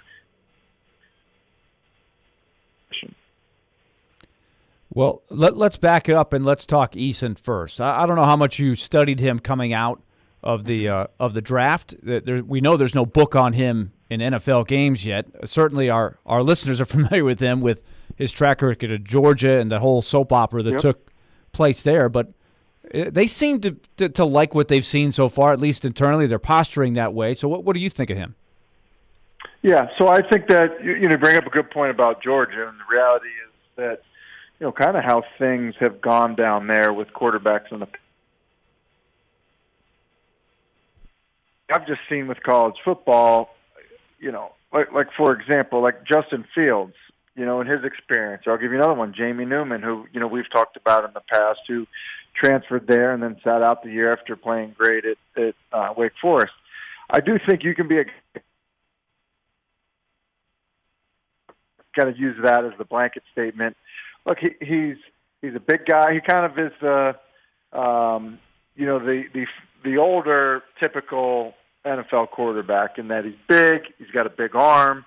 He's not necessarily going to move around as much as some of the players that we're seeing nowadays. Like, he is not Justin Herbert. At the same time, I think he moves around better than some other kind of pure passers that we've seen in the past. The thing I would say is, I just don't think that roster is, like, could they win with a young quarterback? Sure. And maybe they just think, look, we need to, if we're not going to have Carson Wentz for 6 games, can we go 3-3 with Jacob Eason? And maybe they think they can with their run game and their defense. And so I think if you're Chris Ballard, then maybe that's the approach you go with it. But, I would still want to know, what is the Nick Foles situation? What is the Phillip Rivers situation? Like, is there somebody else that we should be thinking about right now?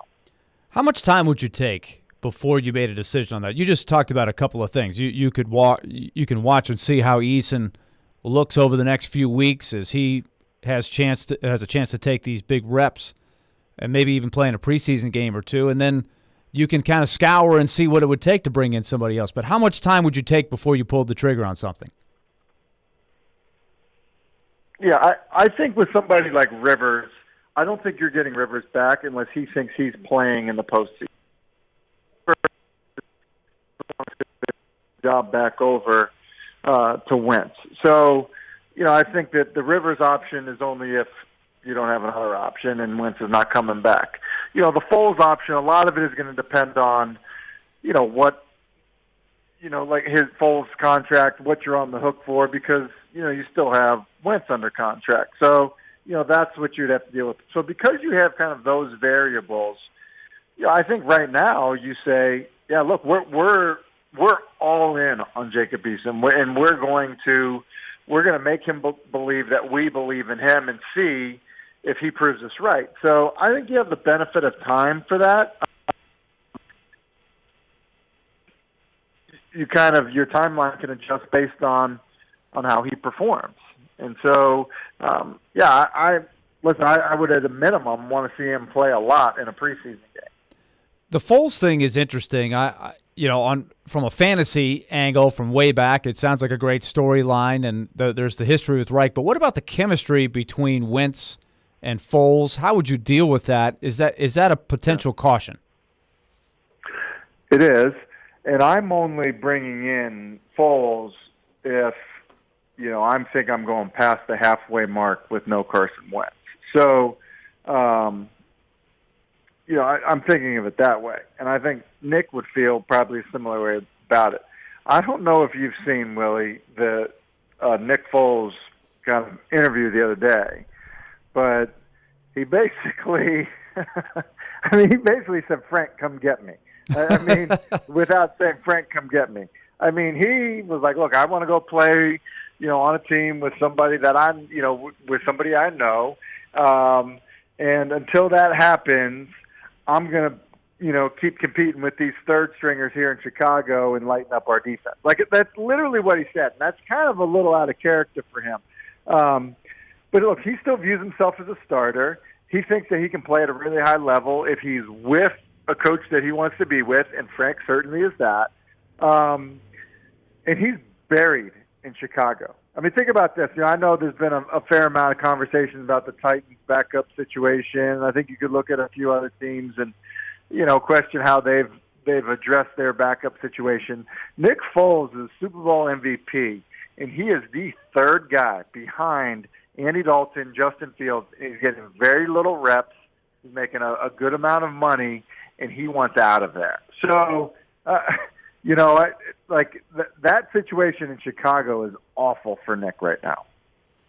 There's no question. And so what would it take? Because another part of this could be, and I know there's also salary cap implications. You guarantee a contract if he's on your roster past week one. You're probably thinking ahead there, but could you play the game of almost waiting for the Bears to cut Nick Foles? They're going to have to do that, aren't they? He's not going to make this team, is he? I think they are, which is why, the reps are, have been what they've been, for him in Chicago. You would think that's the case. I'm pulling it up here because when you look at it, Nick Foles has a base salary of $4 million this year. He's got a cap hit of $6.5 million roughly and a dead cap.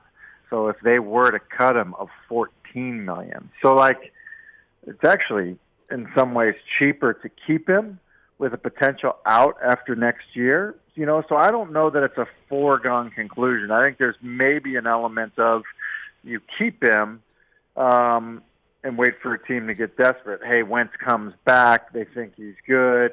He comes back at 9 weeks, and then boom, his foot, has a setback or something. So I think there's a shot that they end up keeping him. I don't think it's a foregone conclusion, that they definitely need to cut him.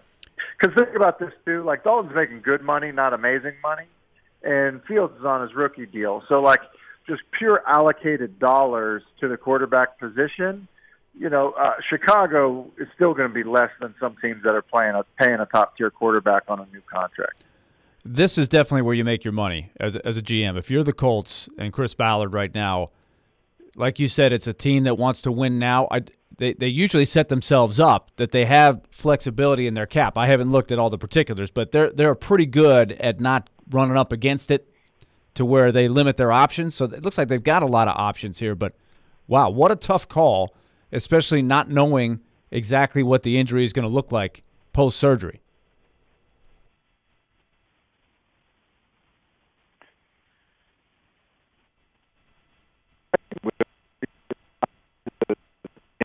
So, that to me is a challenge. And I think, we've talked about the Deshaun Watson situation. Just think about the division now. Tight off a couple of awesome seasons, and now you got a disaster in Houston. You've got a rookie quarterback in Jacksonville, and you've got an injured quarterback who's got a big-time injury history in Indianapolis. I think for as much as I've been talking about, the Colts being a potential Super Bowl caliber team, the Titans, are getting to the point where, I think you got to start to favor them to win the division. Well, that's certainly the expectation. And the last couple of days, they've lost Julio Jones. Mike Vrabel today being pretty upfront with the media, saying, you know what, he's gonna miss some practices. We're gonna be cautious with him. There's gonna be days you see him on the side field. I think we kind of anticipated that this was gonna be something that they would be dealing with the day that they traded for him, even prior to them trading for him. But this happened awfully quick, right? It didn't take many practices before he's been gone for a couple of days. Yeah, and you just wonder, I think the key here is, did you know it? I guess we all kind of know, hey, this is going to happen. There's going to be a Wednesday during the season he's not practicing. Or, maybe all week he doesn't practice, and it's week 10. But everyone's good because, he said he's good to go, and, the ankle's fine, and the hamstring's fine. You just wonder how much, this was in motion already, or if it's if it's something different than that. We've talked about it. He's a 32-year-old receiver who's played a lot, and then I think remember back to when his role, I said, well, it's weird. He's been targeted, in NFL history. He's been targeted more per game than any player ever. So Jerry Rice, Terrell Owens, Randy Moss, anybody.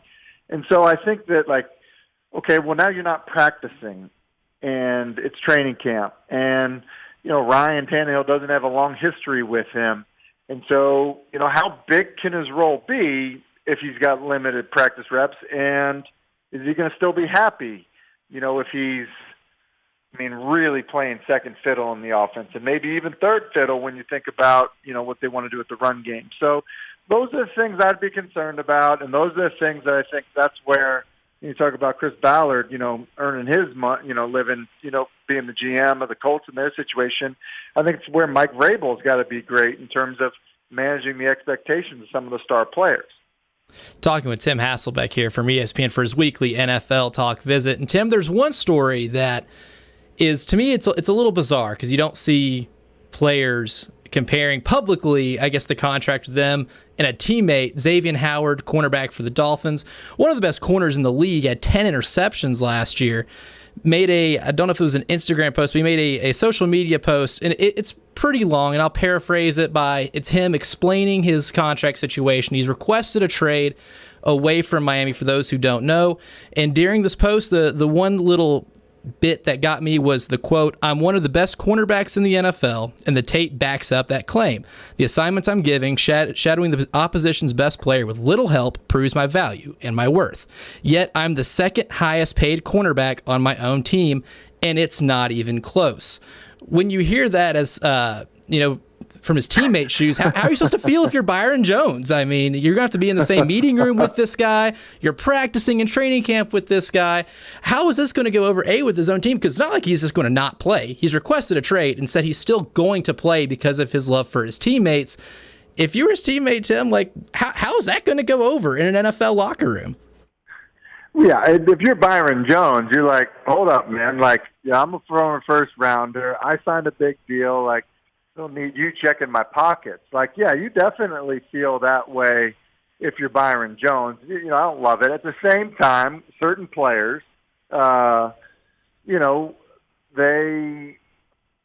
because of their production, because of how good they are, because of their reputation, feel like they can say certain things. It's like, Tom Brady's come out and said, hey, team,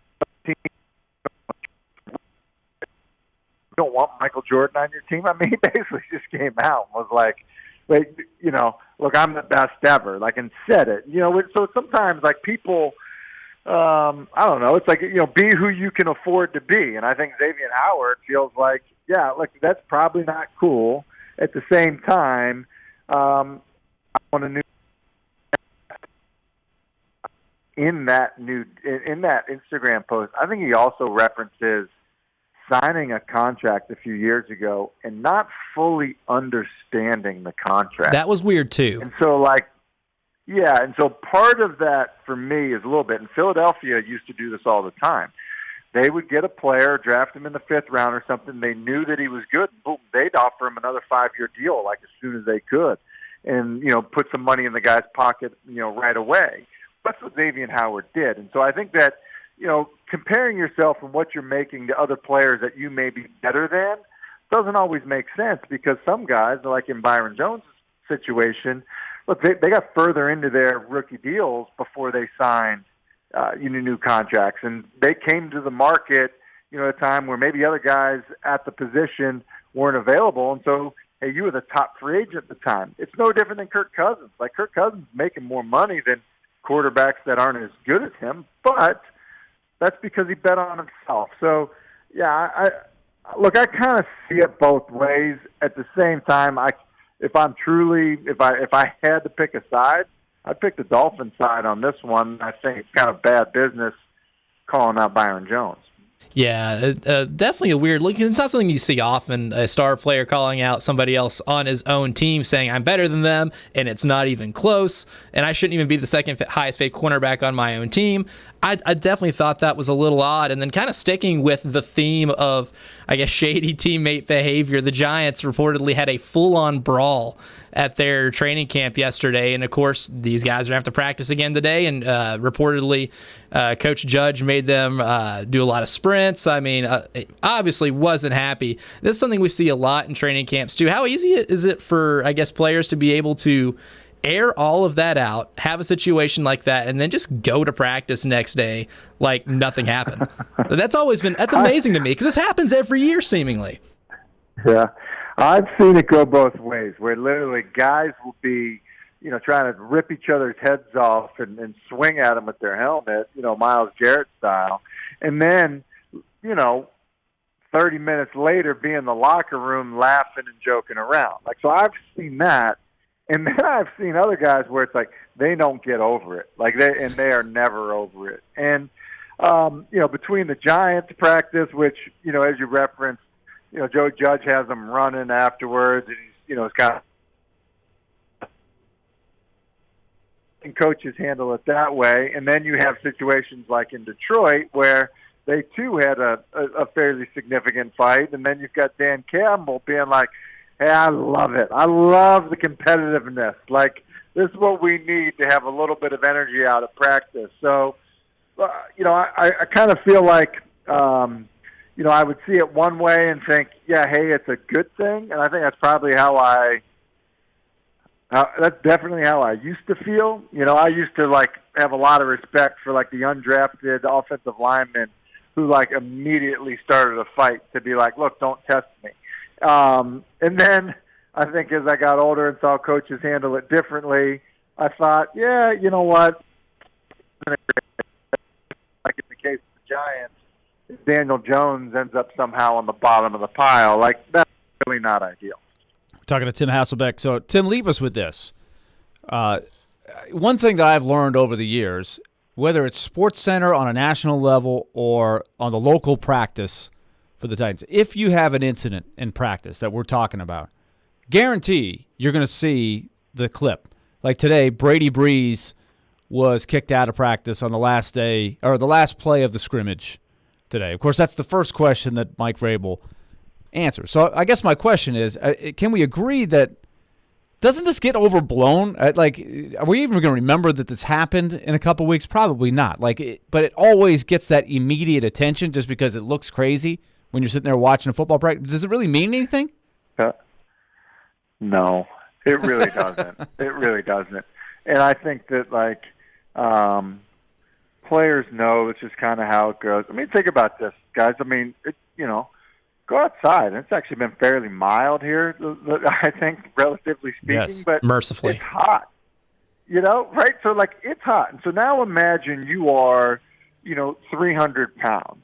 And imagine that you've got pads on. And imagine you've got another 300-pounder, just leaning on you all afternoon. And then imagine you've made a few mistakes and, maybe there's a younger, cheaper, option at your position that's having a decent little practice. And and everyone knows that those things are going on, right? So everyone knows. Or imagine that you're, some young guy who's trying to get noticed, and so even when coaches kick guys out of practice and Mike Vrabel says hey, there's no place for it, that's a penalty in a game and that type of thing, that doesn't always mean that when they go back to the coaches' meetings, they're not hey, I kind of like to see that attitude out of that guy, no matter how they discipline the player.